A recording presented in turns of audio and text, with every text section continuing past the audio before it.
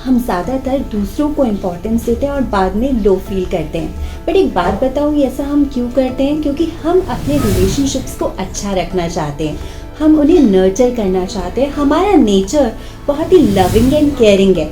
But फिर भी अगर हम इस चीज़ को बहुत ज़्यादा फेस कर रहे हैं तो इसे कैसे डील करते हैं, आज इस पर बात करेंगे।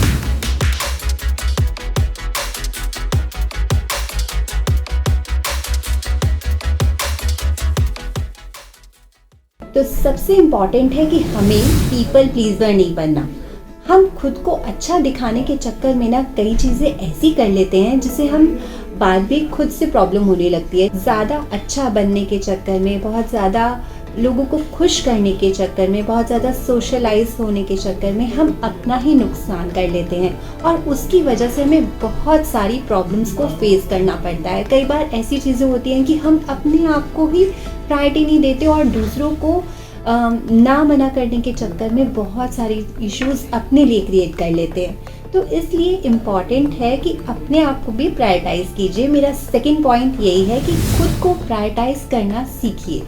आपके लाइफ में सबसे इम्पॉर्टेंट कौन है? तो आप शायद अपने लव्ड वंस का नाम लेंगे, लेकिन सबसे इम्पॉर्टेंट पर्सन आप होने चाहिए अपनी लाइफ के।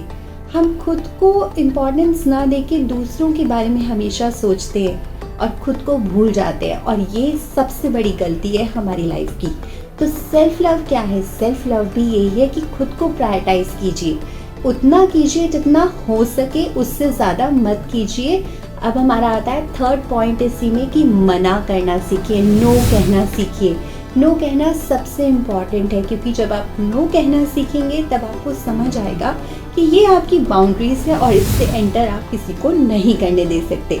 जब उस बाउंड्रीज के अंदर आपको रहना आएगा और एक सेफ स्पेस क्रिएट करेंगे आप अपने लिए, तभी आप एक अनएक्सपेक्टेड एक्सपेक्टेशंस नहीं रखेंगे दूसरों से, जिसकी वजह से प्रॉब्लम आती है।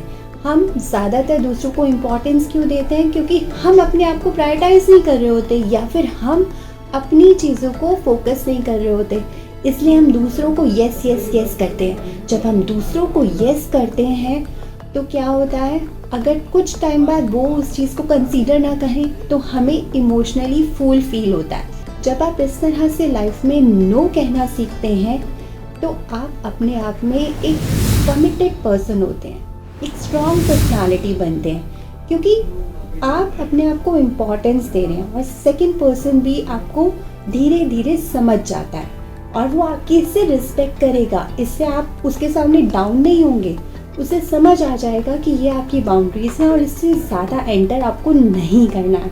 तो इसलिए अपनी इम्पोर्टेंस बनाने के लिए ज़्यादा इम्पोर्टेंस देना ज़रूरी नहीं होता।